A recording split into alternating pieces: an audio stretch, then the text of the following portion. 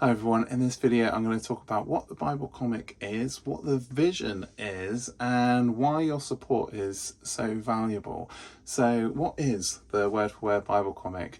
Well, it's got three main unique sort of selling points, and that is that it's historically accurate, unabridged and untamed. So all the images have all historical references possible fed into them, so the weapons and armor, the plants and animals and all the landscapes are all accurate to the time period, and the geographical location. So when you're looking at it, you're getting all that full context. It's also unabridged, so it's got every word from the scripture. In this case, it's the NIV translation. Even words like he said still included, but they're in between the panels, so you can skip over them. You don't need them because there's a speech bubble. But if you want to read every word, or you're concerned that something's been skipped, you can just look at the grey words that line up in between the panels, and then you get a better idea of the full verse. At the bottom of the page, you've also got all the verse numbers. And lastly, it's untamed. So when the stories are adult or complicated or difficult, political, we don't dumb it down for kids or take out the difficult passages, or lots of blood, and or there's like a sort of sexual reference or something like that here. These things aren't taken away. Every word's included, so all the elements are included. Sometimes this is like murder, or big battles, or brother killing brother, or or in Song of Songs with the marriage, poetry, all around kind of desire and passion and that sort of thing.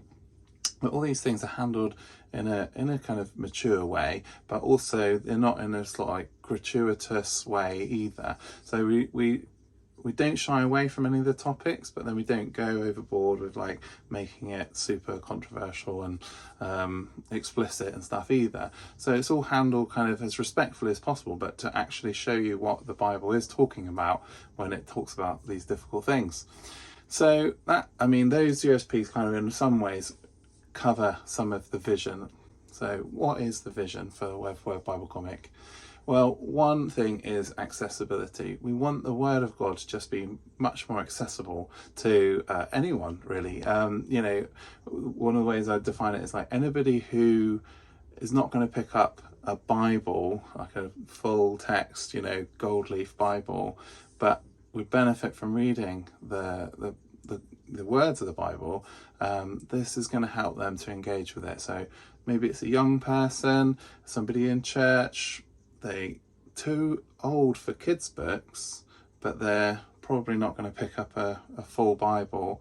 There's a big gap in between where there's a lot of like kids' storybooks and stuff, but then they kind of stop at a certain point, and often that's like around 10, 12, that sort of age.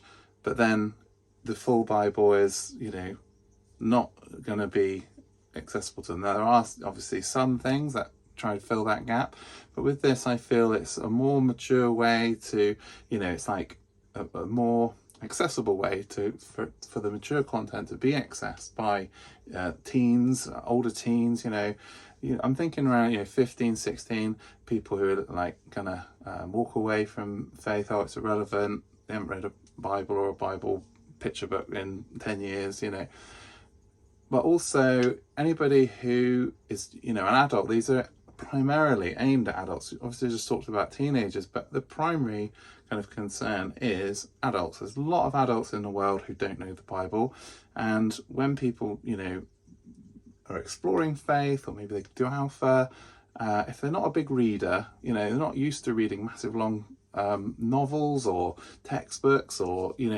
law books or anything like that, they might struggle to pick up the Bible and actually read it and understand what it's talking about.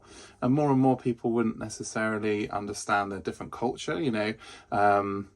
you know, as we get more and more and more modernized and stuff, people, like, as an agricultural sort of society with rams and lambs, and they're nomadic and they live in tents, and what life was like. Well, with the pictures around the words, without the words changing, you get that context and you get that richness of the place and the time. And actually, this is the second point. So the first one was accessibility. The second one is context. You know, it just gives you that context.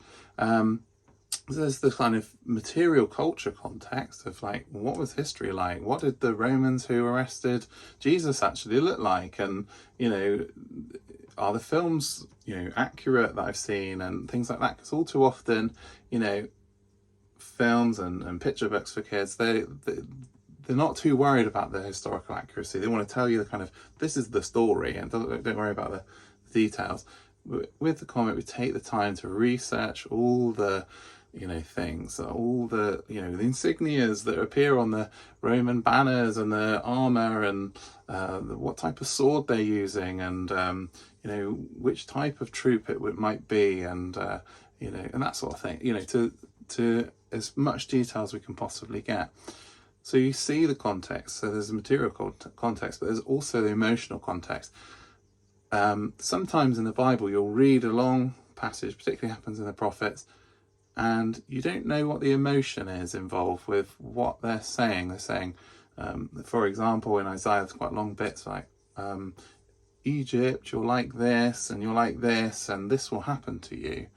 Well, sometimes they're saying, you know, you're like this, you're terrible, and, you know, like, sort of thing, like, you're, and then this is going to happen, and this is going to, you know, and if you don't change, this is going to happen. Or it could be read as like, oh, you're like this, and these things will happen. You know, you don't understand sometimes what the context, the background, and what the person's really saying, because you don't necessarily understand some of the idioms they're using.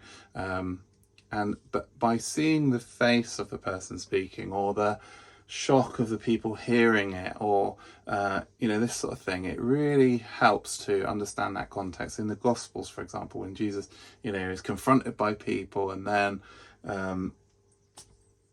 you know, they what do they say?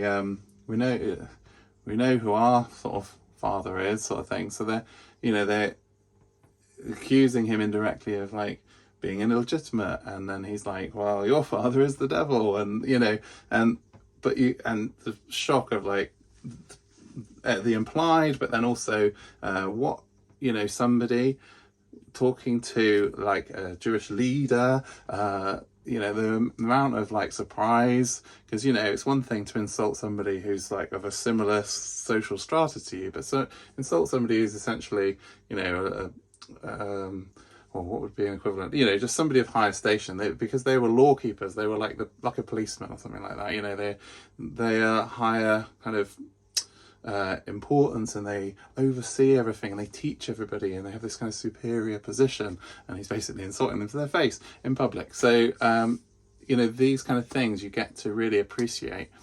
Lastly, you know, misconceptions. I guess that kind of leads into what we were just talking about. Sometimes, you know, you can get misconceptions from the verses, but also misconceptions mainly around the Bible in general. So I think a lot of people think, you know, it's all rules and there's Noah's Ark. You know, I often say, like, some people, I think, you know, their perception of the Bible would be like, there's Adam and Eve, Noah's Ark, Jesus, the end. Like, that's what's in the Bible.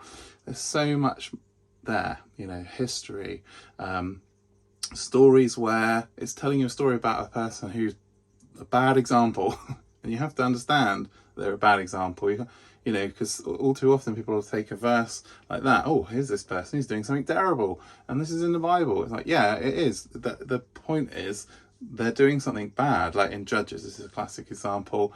Judges misconstrued sometimes because they're like, these people are leading the country, so they must be amazing examples. They've been chosen. You know, sometimes they've been chosen by God to lead the country, and then they do all this stuff. So what the things that they do, that must be brilliant, and we should follow their example.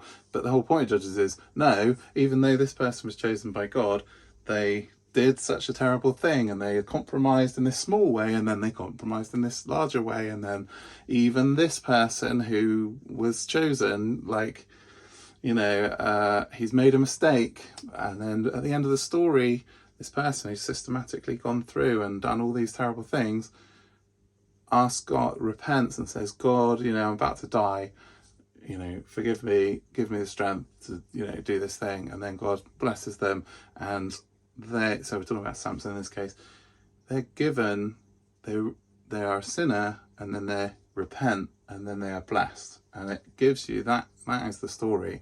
You don't look at Samson halfway through the story and go, oh, well, he seems to be sleeping with random women and prostitutes and stuff. We should follow his example. It's like, it's intentionally written so you would read it and realize this isn't a very good example, and that's supposed to make you think about it.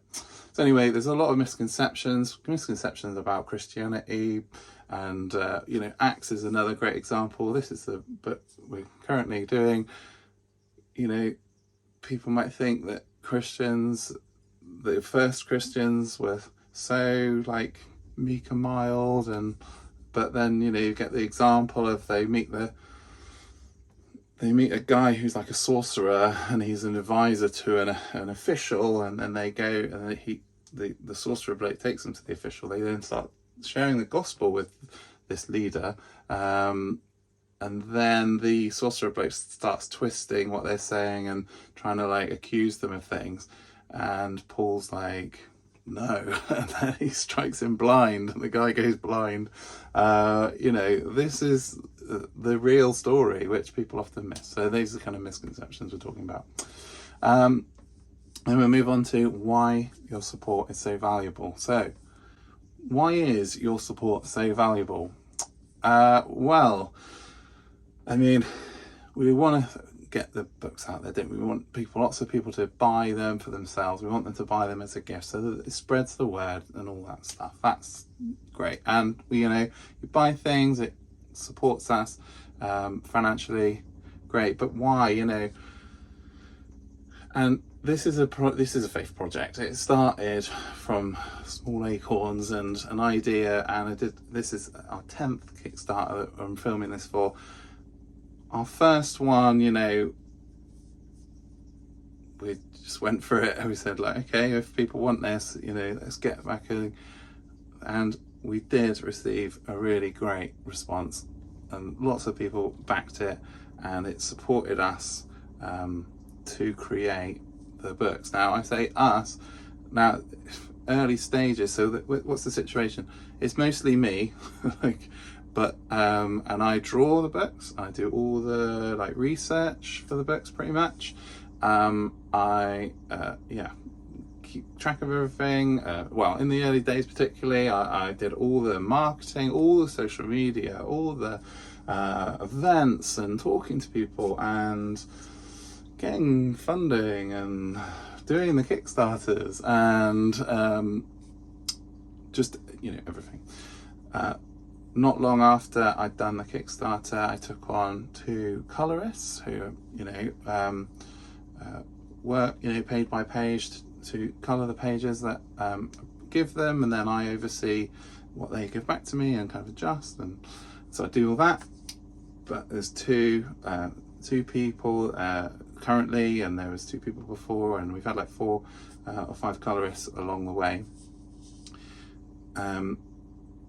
And so, they're part of the team.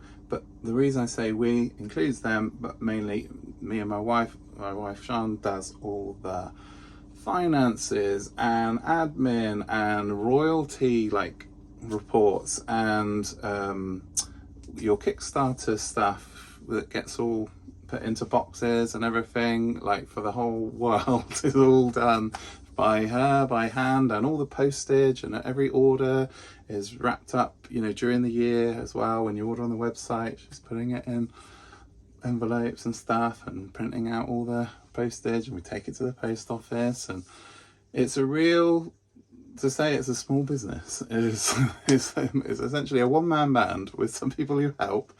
And apart from that, we also have a couple of people who are there at the end of an email to provide like advice about the biblical context, or the historical context. So people are experts about certain things. So I'll email them and say, I'm trying to research this thing and it seems that this is the answer, but then this other person says this, and are they right, or what's going on, or have I misunderstood it, or is there no information about this out there? And they helpfully provide me with that extra context as well. But you know, the money you put in to buy your books or to support it, or you know, get your digital copies, they do help support me mainly to do it, and then to pay all the wages and to pay all the print costs and all that stuff. And it does help us to go from one thing to another. Obviously, when we get like more money than we need, which is very rare, but we do sometimes, we then can do new things. And so recently we've grown by I've taken on a marketing person who I met at an event, and she's really great at streamlining the website and knowing how search engines will find the stuff, and getting you know, what's the message and all that stuff. So that's another sort of thing that's like growing due to the extra support. Well, we've grown into America by having a distributor over there, and then we send them lots of books and they hold on to them, and but it, you know, it's all complicated. They, you know, they sell them, but they also, they take a cut, and they have a certain amount of money that they charge you to warehouse the stuff and post it and all this. And so, you know, it is growing, but it is still very, very small. And I still basically sit in the corner of the bedroom. We've got a bedroom which has got like a bit of an L shape to it, and there's a little, so like that little foot of the L has my desk and a screen and a cupboard, and that's it. And that's the office, but it's in the corner of the bedroom. We'd very much like to see if we can move it to, ideally, to convert the loft to make it a proper office, just so that it's a bit removed from the rest of the house. We, you know, these are the kind of things that this you know, Kickstarter, or you know, things like Patreon really help us to be able to do the things that we need to do. Converting stuff into other languages. These are done by other companies, but we pay the rights people to work to sell the rights, take a, you know, percentage and all that stuff. So all these kind of things, which essentially all managed by me ultimately, it would be great if we could really take this to the next level, so we could get more people managing things and running bits of the company that I don't need to do, so I can actually carry on just drawing. And that's one of the reasons books take a bit longer now, because there's more and more kind of, you know, admin that takes away from actually just drawing the books and doing the historical research and doing the artwork and everything. So the support you give is invaluable. You know, I don't take a very big wage out of the company. I do all the work. I also work full time on it. I don't have a different job, if perhaps that's what you're wondering.